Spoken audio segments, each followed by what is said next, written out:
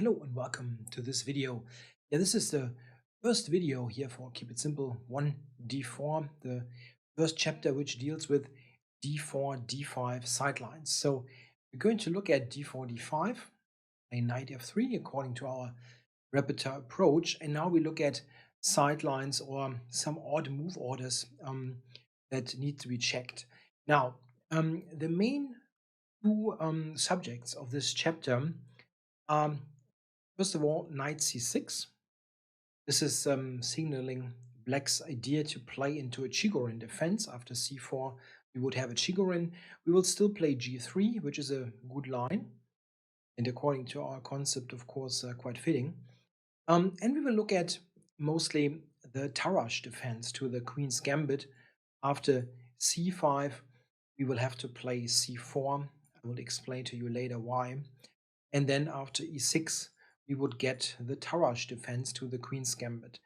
Now, these two are the main parts of this video, of this chapter, but there are some oddities that need to be analyzed as well. They are not very time-consuming to look at, but let's do it. So knight f3, and what can black do that is not covered in other chapters? There is an odd-looking move here, that is the move a6.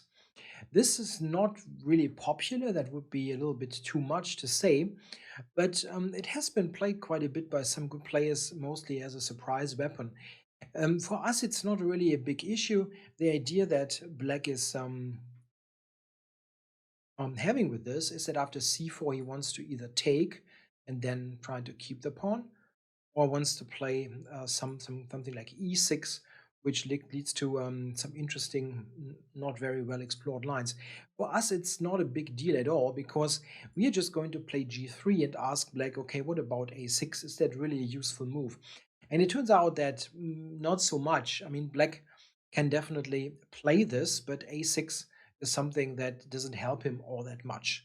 Yeah, for example, like knight f6, bishop g2, and now e6, c6. Yeah. In any case, it's not quite clear what a6 has accomplished. So basically, a6 tempts white into doing something that we want to do anyway. Yeah, g3, not c4. So this is not a big deal for us at all. Black, of course, can play knight f6, and then we go g3, and now there are many possible transpositions out of this chapter. Moves like b5 or b6 I've covered in the Queen's Indian or in the b5 chapter, or black can go c5 for the reverse Grunfeld. G6 would be what we have here in the chapter on the Grunfeld. Black plays g6 and d5. There are lots of possible ways to get into various chapters of our repertoire. Now, let's have a look at the first big one of this chapter. That is the move knight c6. Yeah, knight c6 here anticipates the move c4, after which black will probably play bishop g4, and it will be a Chigorin defense to the queen's gambit, usually reached via d4, d5, c4, knight c6. I checked this a little bit, and while white certainly has chances to play for an advantage, there's no doubt about that, I think it makes a lot of sense to just play g3 here, according to our repertoire concept. The thing is that this move order here for white, delaying c4, is actually quite clever, in particular against knight c6. The main thing here that you need to be aware of in this line is that black can play bishop g4, that is the main move probably, and go for queenside castling.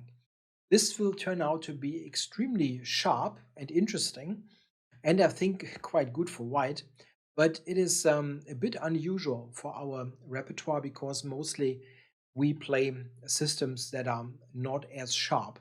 But this is a case where, they simply, throw the kitchen sink, and we have to throw back. We have to really fight fire with fire in many lines. Now, before we get to bishop to g4, which is again mostly played, we need to check some other lines.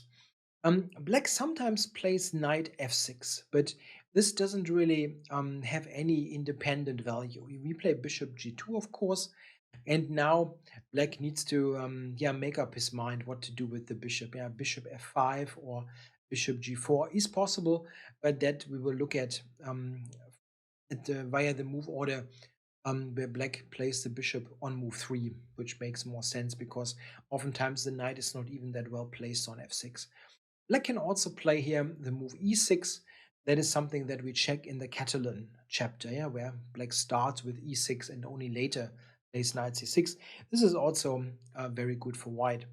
So we have to look at the bishop moves here. And as mentioned, bishop g4 is the sharpest one and leads to really great complications. They sometimes play bishop f5. This is a more conservative approach.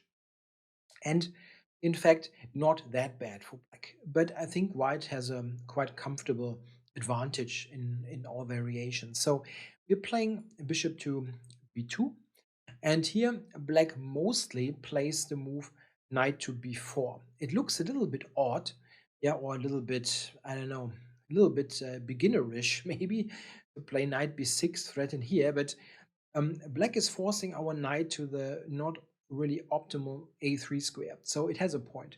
Before we look at this, however, we can also check other continuations that are in fact easily dealt with.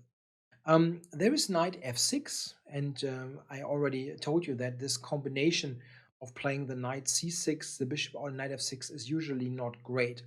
The problem with this kind of approach, and the same applies with the combination of bishop g4 and knight f6, is always a later knight e5 that cannot easily be taken, because after knight e5, knight takes, pawn takes, the knight on f6 is attacked. We'll see some line there to illustrate. So we castle, black goes e6, and of course we play c4. That is the way our repertoire works. We delay this move until we have completed kingside castling. And here, black is not in good shape really, because the knight on c6 is just a misplaced piece. Um, we can look at two lines here to illustrate. Black might take, but after knight bd2, we will get the pawn back in a very convenient way. Black simply has no way now to cover this pawn, yeah? Or can also take d4, but that is not playable as well. So let's start with knight takes d4 maybe. Yeah? We will take here, take b7. Yeah, this bishop, this pawn on b7 is just not protected anymore. And after rook b8, bishop c6, black's position is absolutely terrible. Yeah, what is his move now? Well, we are very likely winning a miniature here, because black has to go into a self pin or move the king, which is even worse. So after knight bd2, we cannot take d4, but the problem is that if you just allow us to take, yeah, just knight takes c4 next, we will have a central advantage and just a very comfortable position later, trying to play e4 and just be better in the center. After b5, we play a4, and now black is in a huge trouble. If he goes a6, and that's the only consistent move, we play knight h4, and now we'll see that we are attacking the knight. It can obviously not really move, and well, we are threatening um, this knight. And how do you protect it? Queen d7, we have a takes b5, and black can just resign the game. So this simply doesn't work. Yeah, he cannot take on c4 in this kind of scenario and be okay. So bishop e7, maybe that looks a little bit more sensible. We play knight c3, castles, and knight e5. That is the idea that I mentioned. This is always going to be a bit of a problem for black, because you cannot easily take this, as d takes e5 attacks the knight, and then d5 is falling. And black has no good solution to that.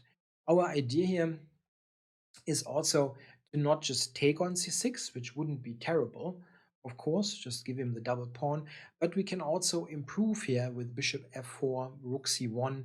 This kind of play will put more pressure on black. So this whole combination of bishop f5, knight f6, like this, doesn't really scare us at all, rather the opposite. So the other option is e6. Yeah, black can play this move first, and after castling, play knight to b4. This is obviously quite similar to the line knight before immediately. Therefore, I just recommend knight a3, and then we get the same position. White can try to exploit this move order with some sharp options, but I don't think it really helps all that much. Just play knight a3 and allow this